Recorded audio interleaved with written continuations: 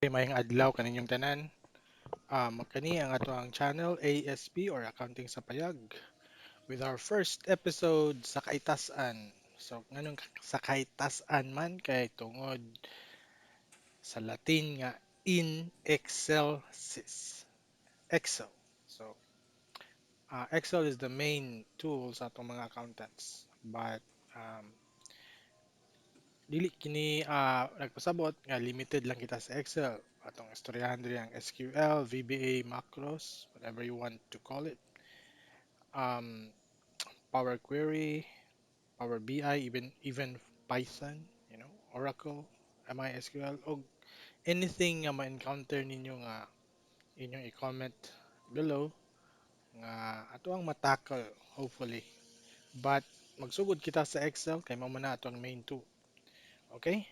But aside from that, ato sa istoryahan gyapon ang mga problema sa accounting, sa mga accounting students, anything tuwang makashare kita ako sa inyo regarding sa akong experience as an accountant and as a programmer.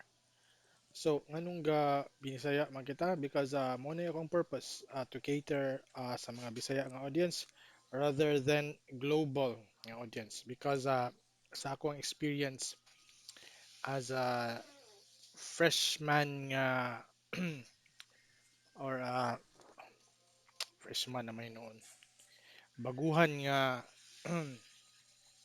YouTube creator. Murag walay lami ang mag-English. Okay? So anyway, aside from that, sa pagganito atong istoryahan diri, we will talk about more on